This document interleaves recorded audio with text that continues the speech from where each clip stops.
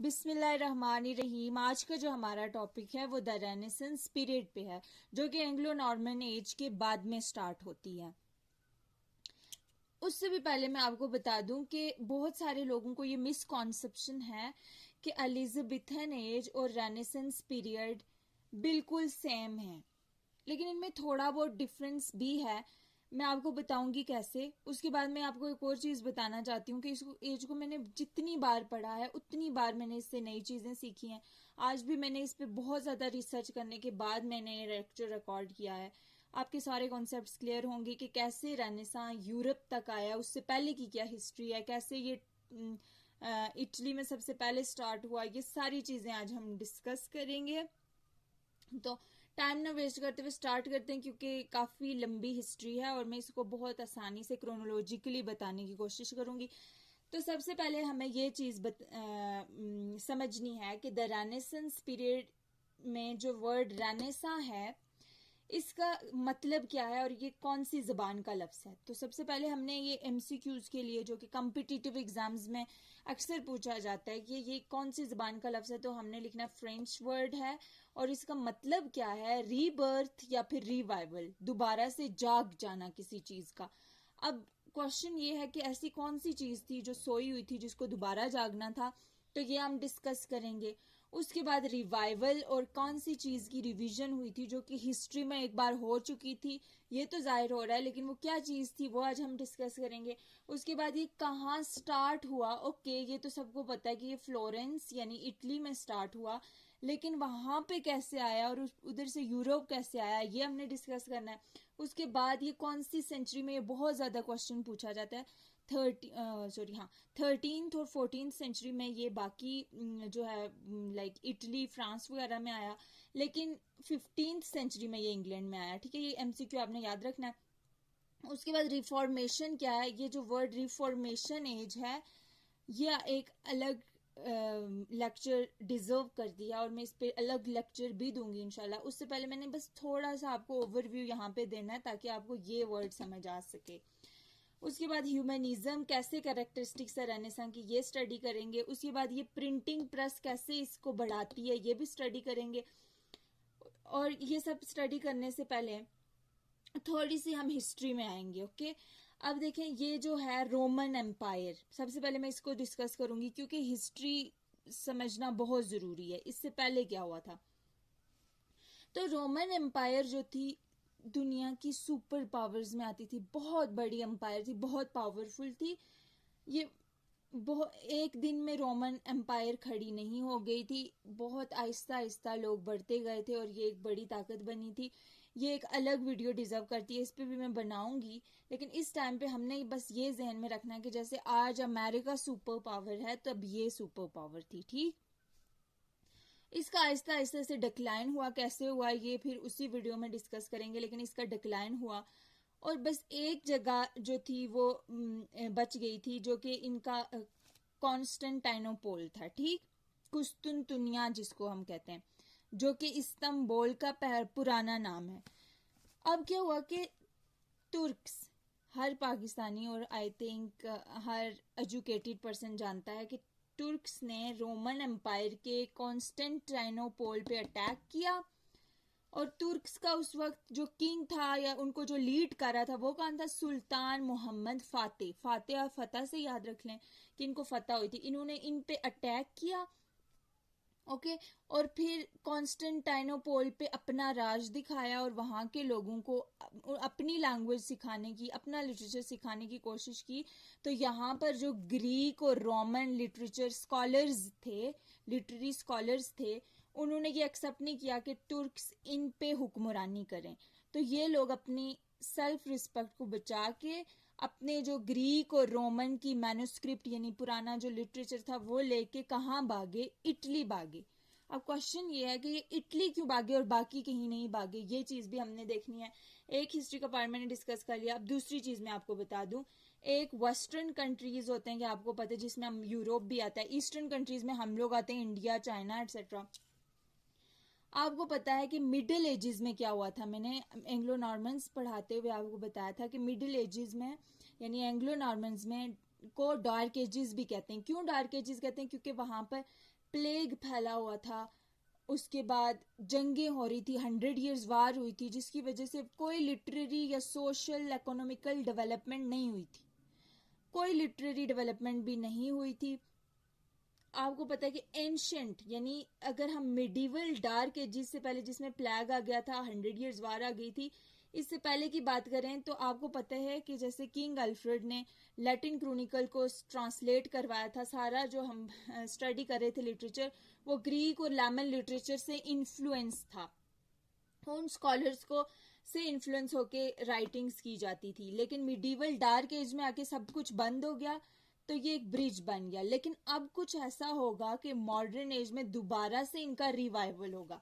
अब समझ आई कि rebirth, revival of which thing, rebirth and revival of classical Greek and Roman literature. अब ये कैसे होगा ये मैं आपको बताती हूँ कि वेस्टर्न कंट्रीज जो यूरोप था ना, उसकी हालत बहुत बुरी थी। क्यों? डार्क एज की वजह से, प्लेग की वजह से, 100 years वार की वजह से। एक जो इनकी ट्रेड भी काफ़ी मुतासिर थी, लेकिन इनका जो सारा निज़ाम था वो ये यूँ होता था कि ये ईस्टर्न कंट्रीज से बहुत सारी चीज़ें ट्रेड करते थे, और ईस्टर्न फॉर एग्जांपल मसाले हो गए और तेल हो गया, और भी बहुत सारी चीज़ें ये इन कंट्रीज से लेते थे। ठीक, अब इन ज़मीनी रास्ता जो था वो जब ये इससे तजारत करते थे, ट्रेड करते थे, तो इटली के जरिए होती थी, दरमियान में जो रास्ता पड़ता था वो इटली था। ओके, ये ट्रेड सेंटर था, ये बात आपने याद रखनी है, इसलिए ये अच्छा खासा डेवलप्ड भी हो चुका था। ओके, और दूसरी बात, यहाँ पर एक जो ट्रेडर था जो इनको लीड कर रहा था, वो लोरेंजो डी मेडिसा, आई गेस मैं इसको अच्छा प्रोनाउंस नहीं कर रही, तो आप ये प्रोनाउंसिएशन चेक कर लीजिएगा, लेकिन स्पेलिंग बिल्कुल यही है। ये जो लोरेंजो था ये बैंकर था एक्चुअली, लेकिन फिर भी इसने आर्ट को प्रमोट करने के लिए बहुत पैसा खर्च किया। हिस्ट्री में अगर सबसे ज़्यादा किसी ने आर्ट पे मेहनत की है, यानी आर्ट को, लिटरेचर को प्रमोट करने की कोशिश की है, तो वो लोरेंजो ने की है। बहुत ज़्यादा बड़ी अमाउंट, जो आज के 400+ मिलियन डॉलर बनते हैं, वो इसने स्पेंड किए थे, और इसको कोई पछतावा नहीं था कि इसने स्पेंड किए थे। क्यों किए थे, अब मैं बताती हूँ। ये अरब कंट्रीज, मुझे यहाँ पे लिखना था, आई एम सो सॉरी। तो ये अरब कंट्रीज से मसाले, तेल और बाकी चीजें लेते थे। ओके, यहाँ पर आप अरब अरब लिख दीजिएगा, अरब कंट्रीज से वो ट्रेड करते थे। अब इनको क्या ज़रूरत थी कि इनकी ट्रेडिंग इतनी अच्छी चल रही है और इनको फिर भी आर्ट में पार्टिसिपेट करना है और आर्ट को प्रमोट करना है। ये इसलिए इन्होंने किया क्योंकि इन्होंने देखा कि ये जो अरब कंट्रीज़ है ना, इन्होंने जो पुरानी कदीम चीज़ें हैं उनकी वजह से ये बहुत पावरफुल हैं। तो इन्होंने सोचा कि हम भी खुद को पावरफुल बनाने के लिए कुछ ऐसा करेंगे, पुरानी चीज़ों यानी पुराने लिटरेचर यानी ग्रीक और रोमन लिटरेचर को रिवाइज करेंगे, आर्ट को रिवाइज करेंगे, ताकि हम इनसे ज़्यादा पावरफुल हो सके। और बिल्कुल ऐसा ही है, लोरेंजो को सबने उस टाइम पे सिली कहा क्योंकि इसने बहुत ज़्यादा अमाउंट खर्च कर दी थी आर्ट पे। लेकिन आज ये साबित होता है क्योंकि इटली को जो लोग भी विजिट करते हैं वो इसी वजह से करते हैं, ताकि वो कदीम चीज़ें देख सकें। आज भी इसके बनाए हुए आर्ट को प्रमोट करने के लिए जो कंस्ट्रक्शन हुई हुई है वो लोरेंजो की ही मानी जाती है, mostly, most of the things. Okay, most of the constructions you can say. तो अब क्या हुआ, अब जब यहाँ से कुस्तुनतुनिया पे हमला हुआ तुर्क्स का, तो यहाँ पर ये जो ग्रीक और रोमन स्कॉलर्स थे, इनके लिए इन्होंने जब अपना मैन्युस्क्रिप्ट उठाया और भागने की कोशिश की, तो ऑब्वियसली उनको एक ही जगह मिली जहाँ पर ये सेफ महसूस करते थे, जहाँ पर इनकी चीज़ों को वैल्यू किया जाता था, इनकी चीज़ों को माना जाता था, आर्ट को प्रमोट किया जाता था। इन्होंने अपनी चीज़ें उठाई, यहाँ आ गए। इन्होंने पक्का ठान लिया था कि अब हमने इसको प्रमोट करना है। अब वहाँ पर एक बंदा हायर हुआ जिसने जाके लाइक जर्मनी से, फ्रांस से, हर जगह से, स्विट्ज़रलैंड से और कहाँ कहाँ से उसने क्या किया, लाइब्रेरियाँ छान मारी, और फिर यहाँ पर आके ये सारे ग्रीक रोमन जो भी मैन्युस्क्रिप्ट थे यहाँ लाए, और रेनेसां ने यहाँ जन्म लिया। क्लियर? आई होप सो ये भी क्लियर हो गया, ये भी क्लियर हो गया, ये भी क्लियर हो गया। अब आपको पता चला कि ये इटली में कैसे आया, इटली के बाद ये फ्रांस आएगा और फ्रांस से यूरोप में आएगा। ठीक है, फ्लोरेंस भी पता चल गया, 15वीं सेंचुरी पता चल गया। रिफॉर्मेशन का क्या चक्कर है, अब जब ये यूरोप में आना, अब जब ये यूरोप में आना, तब इसको कहते हैं एलिजाबेथन एज। क्यों? उस टाइम के रेनेसां पे एलिजाबेथ क्वीन रूल कर रही थी, उससे पहले इसको एलिजाबेथन एज नहीं कहेंगे। रेनेसां एक बहुत ब्रॉड टर्म है। इटली में इसको रेनेसां कहते हैं, इटली में हम इसको एलिजाबेथन एज नहीं कहेंगे, इसको यूरोप में कहेंगे। वो भी क्यों? क्योंकि एलिजाबेथ उस टाइम पे रूल कर रही थी। क्लियर?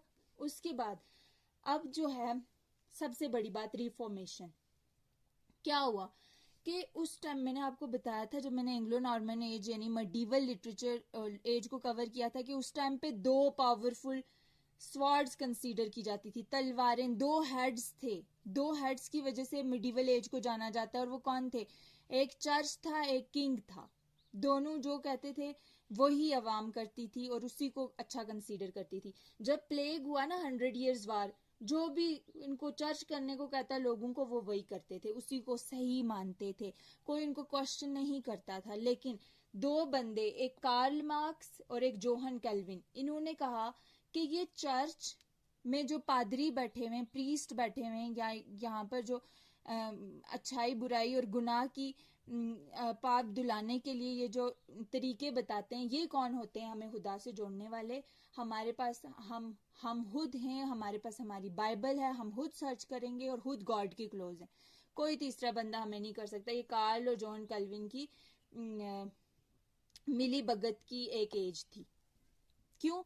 क्योंकि उस टाइम पे क्या होता था कि अगर कोई सिन करता था तो वो चर्च के पास जाता था, चर्च पे जो पादरी बैठे हुए उनसे डिस्कस करता था। पोप होता था, पोप उनको जो कहता था ना, लीडर होता था, पोप उनको जो कहता था वो वही करते थे।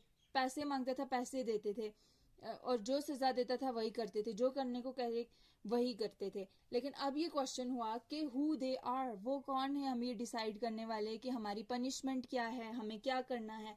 तो ये सबसे पहले क्वेश्चन कार्ल मार्क्स ने उठाया था कि ये लोगों के साथ गलत हो रहा है, और जॉन कल्विन ने। तो अब जो कि मिडिवल एज में ये कंसीडर किया जाता था कि church is everything, king is everything, they are closest to God, we are nothing, we can make contact with God through them. So ये सब कुछ खत्म हो गया। मिडिवल एज में ये कंसीडर किया जाता था कि ये जो किंग और चर्च है ना, ये हमें खुदा के करीब करते हैं। लेकिन कार्ल मार्क्स ने ये चीज साबित की कि आप खुद ह्यूमन को वैल्यू दी, कि आप खुद बाइबल पढ़ो, खुद उसको स्टडी करो और खुद रिलीजन को समझो, किसी तीसरे को इन्वॉल्व करने की जरूरत नहीं है। और वहां से ह्यूमनिज्म ने जन्म लिया। पहले जो चर्च, रिलीजन, ये सब कुछ था, अब ह्यूमनिज्म ही ह्यूमन को वैल्यू दी गई, उसकी विशेष, उसकी सब चीजों को वैल्यू किया गया। उसके बाद कौन सी चीज आती है? Printing press. प्रिंटिंग प्रेस का क्या रोल है कि जब प्रिंटिंग प्रेस आया ना, गुटनबर्ग, ये एक शख्स था, ओके, जर्मन था, और जर्मनी से इसको निकाल दिया गया क्योंकि इसने प्रिंटिंग प्रेस लाया। प्रिंटिंग प्रेस की वजह से ह्यूमनिज्म, रिफॉर्मेशन और ये रेनेसां इतना फैला, क्योंकि उससे पहले कोई ऐसी चीज नहीं थी कि जो इसको फैला सके, और अब जो थी, जिसकी वजह से ये बहुत ज्यादा फैला। Now it's clear. अब अगली वीडियो में मैं आपको एलिजाबेथन एज सिखाऊंगी, क्योंकि लोग कहते हैं ये दोनों एक ही हैं, तो ये दोनों सेम नहीं है इन वन एस्पेक्ट। मैंने डिस्कस कर दिया। Thank you.